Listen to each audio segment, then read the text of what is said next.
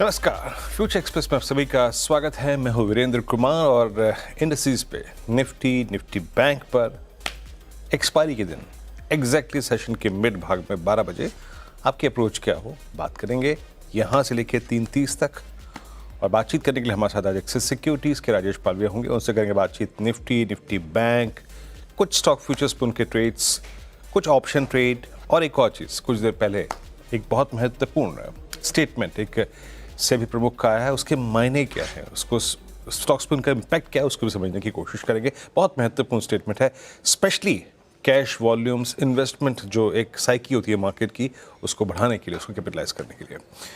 Indexes आपके screen पे 25106 25,106, Nifty bank लगभग 55,815, निफ्टी आईटी लगभग 1.4% ऊपर एट 35781। देखिए एक्सपायरी डे है और इसके कुछ कंपल्शंस होती हैं, कुछ अगर आप देखें तो सीमाएं होती हैं। कॉल राइटर्स, पुट राइटर्स के अगर आप देखें रोल्स होते हैं। आज सुबह हमारी अप्रोच क्या थी, लिखे आइए प्लीज़ सुबह। देखिए कल भी हमारा जो टेक्स्ट जो ट्रेड की थीम थी वो क्या थी, एक कदम पीछे और फिर 2 कदम आगे। कल निफ्टी ने एक डिप लिया टुवर्ड्स 24929, डी हाई पे क्लोज हुआ। आज सुबह का बेस 1 लिखे आइए स्क्रीन पे, क्या बात हुई थी, एनीथिंग क्लोजर टू बेस 1 या फिर 15-20 पॉइंट प्लस, क्योंकि देखिए हमें पुट राइटर्स के जोन्स को रिस्पेक्ट करनी है।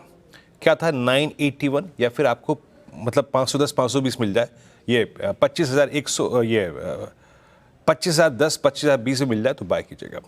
निफ्टी का आज का इंट्राडे लो क्या है, क्योंकि सबसे बड़ी कल पुट राइटिंग वहीं पे थी 25,054, आया नीचे। ठीक कल की तरह इसने काम किया, क्या नहीं किया इसने, मतलब क्या किया, हमने परसों के लो को वायलेट नहीं किया था, निफ्टी ने भी वही किया आज। कल की जो आखिरी के 1 घंटे की एवरेज ट्रेजेक्ट्री थी उसको होल्ड किया, वहां से पुल बैक दिया और इंट्राडे हाई 25,145 लगा के आया। बेस 1 था और RS1 क्या था, 87,109 पार हुआ तो 25,167 तक का मूव आएगा। मोर और लेस हम उस जोन में जा चुके हैं। क्या अब ये 200 पॉइंट को, and more precisely I think 200 point से ज़्यादा इस 150 पॉइंट को या फिर 100 पॉइंट को ऑप्शन राइटर्स सिक्योर कर रहे हैं क्या? आइए देखते हैं। क्या अब कोई और ट्रेड बाकी है, आइए देखते हैं ऑप्शन राइटर्स क्या कर रहे हैं। देखिए 25,200 पे तो, क्योंकि आप इंट्राडे में 25,100 एक बार क्रॉस कर चुके हैं तो कॉल राइटर वहाँ पे आएगा ही नहीं, उसका काम है अब, क्योंकि अब उसको 25,200 पे ग्रिप मिल रही है। आउटस्टैंडिंग वाई 3 करोड़ का यहाँ पे हो गया। डायरेक्टर साहब एक काम कीजिएगा कुछ देर में, मेरे सुकून के लिए 25,100 को भी इंक्लूड करिएगा यहाँ पर। एज ऑफ नाउ एनालिसिस करते हैं इस पर। 25,200 पे आउटस्टैंडिंग वाई अप्रॉक्सीमेटली 3 करोड़ का हो गया है ना, 2.89 CR का। और लुक एट 25,100, यहाँ पे करीब 3 करोड़ 72 लाख पुट बिकी, 4 करोड़ का आउटस्टैंडिंग वाई। यानी मोटे तौर पे जो ऑप्शन राइटर्स हैं जिनका काम एक्सपायरी के दिन को क्लियर होता है, वो बिलीव करते हैं कि 25,080 से लेकर करीब 25,153, 25,155, 25,160 इस ट्रजेक्टरी में एक्सपायरी होगी। लुक एट 25,100, इवन यहाँ भी कॉल राइटिंग बहुत है इस बीच, ये देखिए है ना। तो इंडेक्स जो है ना वो एक छोटी सी रेंज में है और उसी पर ट्रेड करता हुआ। इस बीच थोड़ा सा अगर आप देखें, आते हैं उसी खबर पे लौट के, जो मैं बात कर रहा था ना आपसे कि FNO कॉन्ट्रैक्ट की अवधि बदलने पर से भी विचार कर रहा है। और जो कहा सेबी ने, क्या एग्जैक्टली सेबी चेयरपर्सन का बयान क्या था फिक्की के एक समारोह में, पहले उसको सुनते हैं फिर बात करेंगे इस पर। This is to be done in consultation. As I said, that in what form, how, we'll have the consultations. So we will have a consultation paper Yes, coming? yes. Nothing will be on, By then this. will the consultation paper?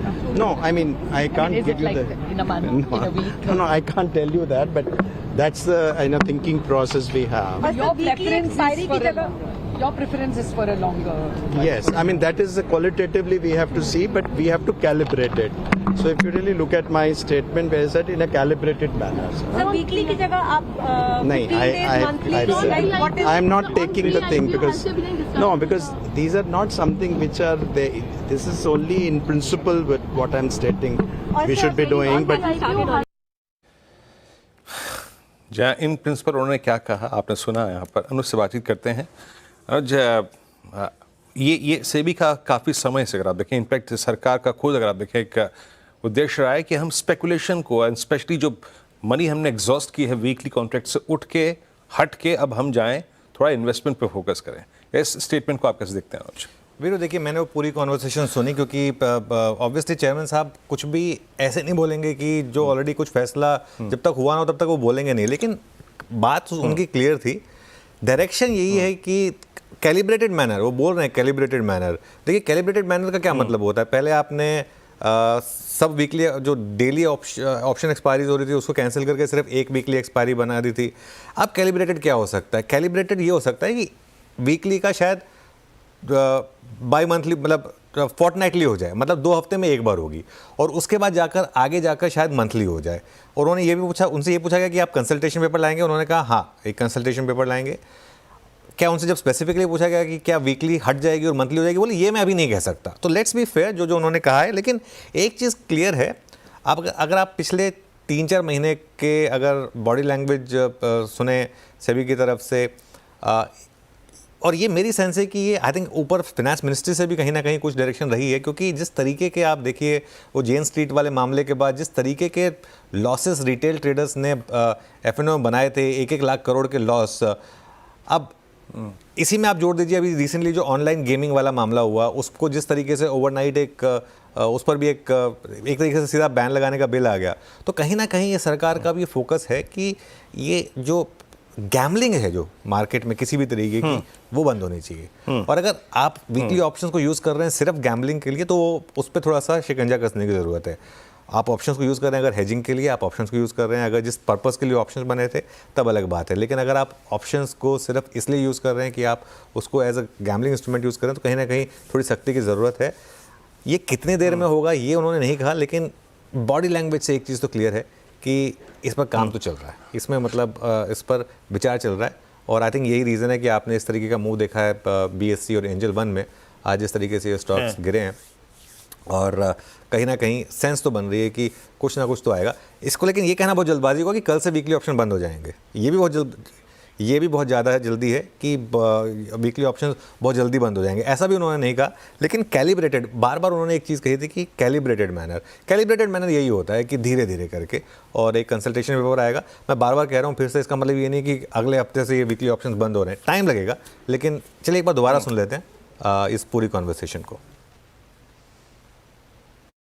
All this is to be done in consultation. As I said, that in what form, how, we'll have the consultations. So we will have a consultation paper Yes, coming? yes. Nothing will be on, By then, this the part of the. consultation paper? No, I mean, I can't is give it you like the. in a month, No, in a week? no, I can't tell you that, but that's the thinking process we have. But Your the weekly preference expiry is for की a जगह- longer. Your preference is for a longer. Yes, I mean that is qualitatively we have to see, but we have to calibrate it. So if you really look at my statement, where I said in a calibrated manner. Sir weekly की जगह आप नहीं, 15 days monthly I've तो said, like what is I am not taking the thing because no, because these are not something which are they. This is only in principle with what I'm stating we should be doing, but okay, चलिए आपने सुना क्या कहा SEBI chairman ने। राजेश पालवे जी हैं हमारे साथ। Rajesh ji, good afternoon. कैसे पढ़ रहे हैं आप इस स्टेटमेंट को? क्या ये मान के चला जाए अब कि कैलिब्रेटेड मैनर में धीरे धीरे वीकली ऑप्शंस एक्सपायरी खत्म होगी? आई थिंक अनुज जी, जिस तरीके से हमने पिछले 6-8 महीनों में, पिछले 1 साल में जिस तरीके से चेंजेस देखे डेरिवेटिव मार्केट के लिए, आई थिंक यस, अब जो स्टेप और जो स्टेटमेंट है उससे क्लियरली लगता है कि अब यहाँ पे हो सकता है कि वीकली एक्सपायरी भी अब यहाँ से चेंज होते हुए दिखे। एंड जो फ्यूचर्स के कॉन्ट्रैक्ट का जो टेन्योर बढ़ाने की बात कर रहे हैं, तो जिससे कि थोड़ा जो एक कंसर्न बना हुआ है कि स्पेकुलेटिव एक्टिविटी को किस तरीके से कम किया जाए मार्केट में, उसके चलते ही हमें लगता है कि ये डिसीजन आगे गोइंग फॉरवर्ड लिया जा सकता है। बट अगेन कंसल्टेशन पेपर में देखना होगा किस तरीके से ये होगा, और मुझे लगता है कि थोड़ा समय मिलेगा, ये इमीडिएट बेसिस पे नहीं होगा, क्योंकि काफ़ी कुछ डेरिवेटिव मार्केट एक्टिविटी अभी भी मार्केट में पार्टिसिपेट कर रही है। तो अब यहाँ पे हमें लगता है कि जो क्लियर इंटेंट दिखता है वो एक इन्वेस्टमेंट की तरफ बढ़ते हुए दिख रहा है, कि यहाँ पे जो ट्रेडर है वो इन्वेस्टमेंट की तरफ बढ़े, और जो एक स्पेकुलेशन एक्टिविटी में डे टू डे ट्रेडिंग करके ऑप्शंस में या जो अपना यहाँ पे कैपिटल डिप्लॉय करते हैं उसको थोड़ा सा यहाँ पे कर्व करने के लिए हो सकता है ये स्टेप लिया जा सके। बिल्कुल। तो वीरू देखिए, आपने 2 बार सुना, मैं भी इसके लिए एक बार जब वो बाइट कट रही थी मैंने दोबारा सुना, और निष्कर्ष यही निकल कर आ रहा है कि कुछ ना कुछ तो चल रहा है सोच विचार, लेकिन कंसल्टेशन में होगा सब कुछ। आई थिंक एक्सचेंजेस से भी सुझाव मांगे जाएंगे और एक्सचेंजेस भी सुझाव देंगे, और एक सेंस बन रही है, जो जितना मुझे सेंस बन रही है मेरे को ये लग रहा है कि शायद शुरुआत में वीकली का 2 वीकली हो जाए, मतलब हर 2 हफ्ते में एक एक्सपायरी, और उसके बाद शायद वापस बैक टू मंथली जो हमेशा होता रहा था, मंथली एक्सपायरी। असल में सारी दिक्कत हुई थी जब वो वीकली ऑप्शंस की शुरुआत हुई थी ना, उसके बाद जिस तरीके से रोज़ एक्सपायरी होने लग गई थी, सारे वॉल्यूम सिमटकर उस दिन पर होने लग गए थे, उससे आई थिंक सबसे ज़्यादा जो सिचुएशन जो थी, और उसकी वजह से सबसे ज़्यादा रिटेल ट्रेडर्स के लॉसेस होते थे। ऑब्वियसली उसको कई लोगों ने यूज़ किया एज ए टूल, कुछ उसमें मतलब एल्गो ट्रेडर्स काफ़ी आए, उन्होंने काफ़ी पैसा बनाया, और ये सारा का सारा पैसा जो था वो at the expense of retail traders हो रहा था। पिछले 4-5 साल में जो रिटेल की क्रांति आई थी उसमें से, अब इसमें से कुछ ऑब्वियसली हेजिंग पोजीशंस थी, लेकिन काफ़ी नेगेटिव पोजीशंस भी होती थी। तो इस वजह से एक चीज़ मैं इसमें क्लैरिफाई कर दूं, लेकिन अब जैसे आज BSE है या एंजल गिर गया, ये सारे के सारे स्टॉक सिर्फ इसलिए नहीं चल रहे थे क्योंकि वीकली एक्सपायरीज थी। ओवरऑल मार्केट मोमेंटम के हिसाब से भी काफ़ी कुछ डिपेंड करता है। ऐसा नहीं है कि मार्केट में सिर्फ वीकली ऑप्शंस के ही प्रोडक्ट्स हैं, बाकी भी प्रोडक्ट्स हैं मार्केट में। जी हाँ, मेरा एक सवाल ये है कि चाहे मैं इन्वेस्टमेंट करूं, आप इन्वेस्टमेंट करें, कोई भी पोर्टफोलियो मैनेजर हो, हम अपने पोर्टफोलियो में क्लास ऑफ स्टॉक्स रखते हैं, भाई ये डिफेंसिव है, ये थोड़ा सा एग्रेसिव है। क्या ये BSE का, क्या वो MCX का, जस्ट फॉर एक्सचेंजेस, थोड़ा जो एग्रेशन है कम होगा अब, इसमें कोई राय नहीं है ना? नहीं, बिल्कुल कम होगा, इसमें कोई दो राय नहीं है, और ये भी पॉसिबल है कि कुछ समय के लिए BSE, एंजल वन ये कुछ समय के लिए अंडर परफॉर्म करें, इसमें कोई डाउट नहीं है। लेकिन जो पॉइंट मैं रेस कर रहा हूँ वो ये है कि अगर आपका 8 से 10 साल का व्यू है, तो ऐसा नहीं है कि ये स्टॉक सिर्फ इसलिए भाग रहे थे क्योंकि इंडिया की डेरिवेटिव मार्केट एक्सप्लोर कर रही थी, वो तो कर ही रही थी, लेकिन ओवरऑल भी जो इस देश में इक्विटी कल्ट पिछले 4-5 साल में बढ़ा है, उसका भी एक बड़ा इम्पैक्ट था। देखिए, ये सारे के सारे स्टॉक्स, और ख़ास तौर से BSE एक्सट्रीमली ओवरबॉट था। ये तो हमेशा बात हुई थी कि कहीं कभी ना कभी इसमें चेंजेस आ सकते हैं। राजेश बहेती जुड़े हैं हमारे साथ क्रॉसिस कैपिटल सर्विसेज से, काफ़ी अच्छी पकड़ रखते हैं वो इस सब्जेक्ट पर। Rajesh ji, good afternoon. आपका फर्स्ट रिएक्शन जो न्यूज़ आ रही है और जो सेबी चेयरमैन कह रहे हैं कि कंसल्टेशन पेपर की बात हो रही है, ये जो F&O कॉन्ट्रैक्ट हैं इसकी अवधि बढ़ाने के लिए, क्या ये मान के चलें कि धीरे धीरे वीकली ऑप्शंस खत्म होंगे? देखिए, पिछले ही हफ्ते शायद उन्होंने डिनाई किया था कि ऐसी कोई बात चल रही है, लेकिन कल एक पार्लियामेंट में मनी गेमिंग को लेकर एक बिल पास हुआ है, जिसमें एक क्लियर मैसेज गवर्नमेंट ने दिया है कि वो सोचते हैं कि जो जनहित में, जो वो समझते हैं कि जो जनहित में चीज़ें हैं वो करेंगे। जो छोटे लोग हैं या जिनकी आय कम है, वो लॉसेस करते हैं कोई भी प्रोडक्ट में, तो गवर्नमेंट अपने रेवेन्यू को ना देखकर ये रोकने की कोशिश करेगी। अब हम आर्ग्यू कर सकते हैं ये चीज़ सही है, गलत है, फ्री मार्केट प्रिंसिपल्स के खिलाफ है या नहीं है, लेकिन गवर्नमेंट की जो थिंकिंग है वो कल साफ आ गई है, और इसी को आगे बढ़ाते हुए मुझे आश्चर्य नहीं होगा अगर सेबी इस लाइन में सोचे, क्योंकि दिल्ली से डायरेक्टिव है कि हमें जो आम जनता है उनको प्रोटेक्ट करना है।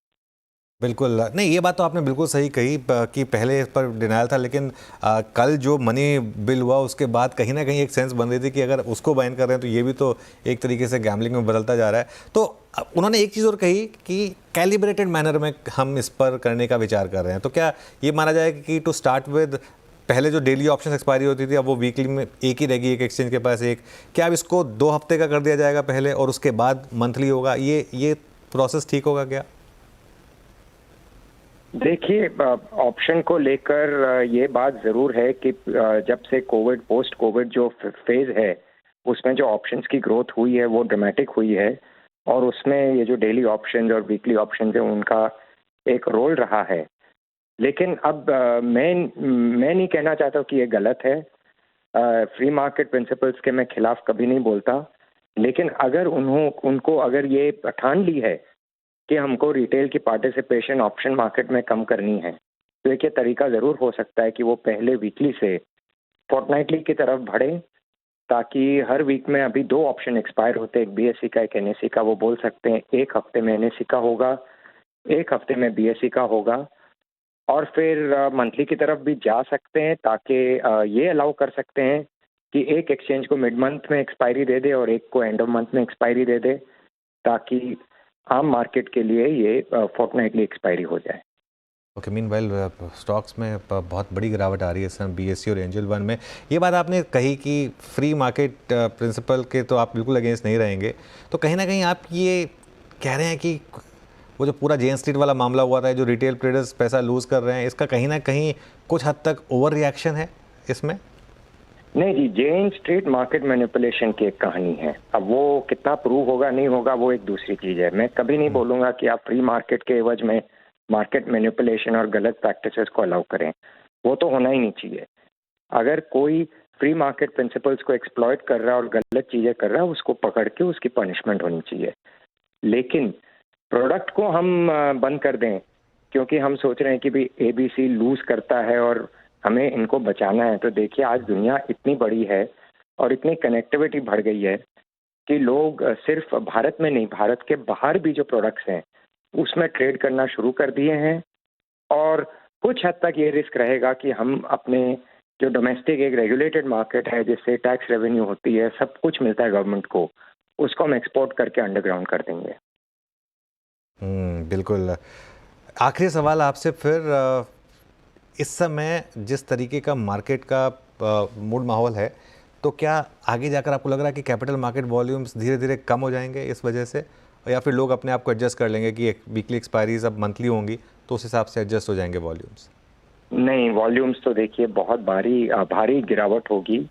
80 से 85% जो रेवेन्यू है एक्सचेंजेस की, ब्रोकरेजेस की, जो डिस्काउंट ब्रोकरेजेस की, वो सब डेरिवेटिव्स के थ्रू आता है, तो उनको सबसे ज़्यादा मार लगेगी। जो फुल सर्विस ब्रोकरेजेस हैं, जो वेल्थ वाले ब्रोकरेजेस हैं, उनको कम अफेक्ट होगा। कुछ तो उनको भी अफेक्ट होगा लेकिन उनको कम अफेक्ट होगा। लेकिन जो डिस्काउंट ब्रोकरेजेस हैं और एक्सचेंजेस हैं, और पर्टिकुलरली बीएसई, क्योंकि बीएसई में कैश मार्केट की जो इनकी मार्केट शेयर है वो 5-6% ही है। डेरिवेटिव्स के कारण वो आगे बढ़ चुकी थी। तो अगर मंथली कर दिया तो आप समझ लीजिए कि 1.5-2 हफ्ते तो बीएसई में कोई काम नहीं होगा। ओके, चलिए राजेश जी, बहुत बहुत शुक्रिया आज हमारे साथ जुड़ने के लिए। Veeru, back to you. शुक्रिया अनुज इस चर्चा के लिए पूरी। और आपके स्क्रीन पर आप देखें क्लास ऑफ स्टॉक्स को देख लीजिए, बीएससी को देखिए आप, एक बार एंजल वन को देखिए आप, एनएसडीएल को देखिए आप, सीडीएसएल को देखिए, सारे आपके स्क्रीन पे। बीएससी 2393 पे डे लो की ट्रैजेक्टरी पे 5% नीचे आके ट्रेड करता हुआ। एक काम करते हैं ब्रेक, और इंडेक्स से देखिए मोटे तौर पे कुल मिला के व्यू वही बन रहा है, रेंज बाउंड, जिस प्रकार के ऑप्शन स्टेट्स थे। अब चलते हैं राजेश पालवी जी के पास आज के ऑप्शन, ये 3 ट्रेड्स के लिए। राजेश जी क्या पिक कर रहे हैं आप? वीरेन जी, पहला स्टॉक जो पसंद आ रहा है वो है ग्रासिम इंडस्ट्री। यहाँ पे एक फ्रेश ब्रेकआउट देखने को मिला। अगर डेली सेटअप पे देखें तो एक कॉन्ट्रैक्टिंग ट्रायंगल का ब्रेकआउट यहाँ पे बनते हुए दिखा है, और जिस तरीके के यहाँ पे पैटर्न बने हुए, हमें लगता है ये stock further up move extend करेगा, एंड हो सकता है, हमें लगता है knew all time high trajectory बहुत जल्दी यहाँ पे रिगेन होते हुए दिखेगी। ग्रासिम फ्यूचर के टारगेट हम प्रोजेक्ट कर रहे हैं यहाँ पे 2950 2980 की तरफ। डाउन साइड में स्टॉप लॉस होगा करीब 2840 के आसपास। दूसरा स्टॉक जो पसंद आ रहा है वो है क्यूमिंस इंडिया।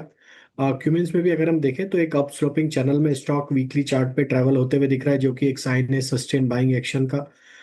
स्टॉक ने अपने प्रीवियस स्विंग हाई को भी यहाँ पे कंफर्टेबली सरपास किया है। क्यूमिंस में यहाँ पे हम एक्सपेक्ट कर रहे हैं टारगेट जो आ सकते हैं करीब 3970 की तरफ। डाउन साइड में स्टॉप लॉस होगा करीब 3820 के आसपास। एंड तीसरा स्टॉक मेटल स्पेस से जिंदल स्टेनलेस हमें पसंद आ रहा है।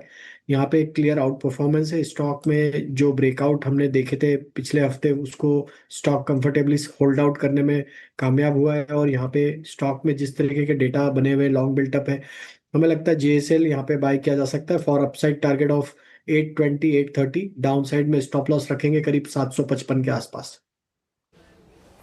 ये निफ्टी फार्मा में बड़ा स्ट्रॉन्ग ब्रेकआउट था आज राजेश जी। फार्मा में कुछ कॉल है आपके पास क्या? आई मीन जिस प्रकार के मूव आए, फार्मा का ओआई एडिशंस में दिख रहा था, कोई ट्रेड इन फार्मा?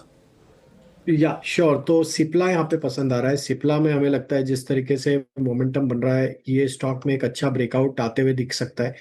सिप्ला में हमें लग रहा है यहाँ पे नेक्स्ट जो टारगेट बन सकता है करीब 1590 से लेके 1620 की तरफ। डाउन साइड में स्टॉप लॉस रखना होगा करीब 1540 के आसपास। वही देखें तो बाकी भी फार्मा स्टॉक्स में एक अच्छा और मोमेंटम लोअर साइड से बना है। फार्मा हेल्थ केयर दोनों ही स्पेस में बना है। डॉक्टर रेड्डी भी लोअर साइड से एक अच्छी रिकवरी के साइन दिखा रहा है, और हमें लगता है जिस तरीके की रिकवरी डॉक्टर रेड्डी में बन रही है, ये स्टॉक भी करीब 1300-1320 की तरफ बढ़ते हुए दिख सकता है। On the down side 1230 stop loss रखना होगा।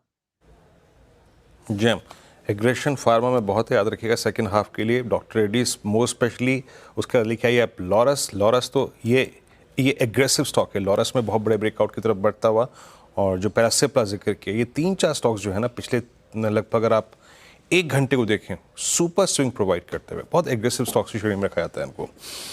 खैर एक काम करते हैं, अब लास्ट ऑप्शन ट्रेड और पिक कर लेते हैं। राजेश जी ऑप्शन में गैप पिक करेंगे आप?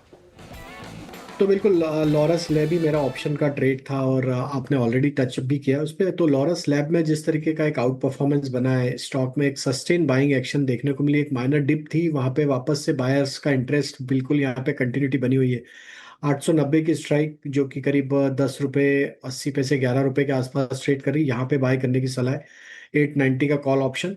अपसाइड के टारगेट इस ऑप्शन में हमें लगता है करीब आ सकते हैं 18 से 22 रुपए की तरफ। डाउन साइड में जो स्टॉप लॉस रखना है वो होगा करीब 6 रुपए 50 पैसे के आसपास। तो लॉरस का 890 की स्ट्राइक का कॉल ऑप्शन बाय करने की सलाह है। जैम ये 890 की स्ट्राइक की कॉल, और मुझे याद है देखिए ये जो 2-3 स्टॉक्स हैं ना, इनके ये एग्रेशन है, जब निकलते हैं तो बहुत स्ट्रॉन्ग निकलते हैं। मैं ये देख रहा था 887 इसकी ट्रजेक्ट्री है, अगर वो काटे तो मेरे ख्याल से बहुत ही सटीक है यहाँ पे कॉल आपकी। ये डे हाई पे ट्रेड करता हुआ लॉरस, स्ट्रॉन्ग मोमेंटम, सबसे एग्रेसिव अगर आप देखें प्लेसमेंट थी इसकी। कॉल 890 की स्ट्राइक। बहुत बहुत शुक्रिया राजेश जी, आप इस कार्यक्रम में शामिल हुए और सभी काउंटर्स और इंडस्ट्रीज पर अपनी राय रखी। एक ब्रेक, अगली मुलाकात होगी आपसे कमाई करते हैं, तब तक के लिए नमस्कार।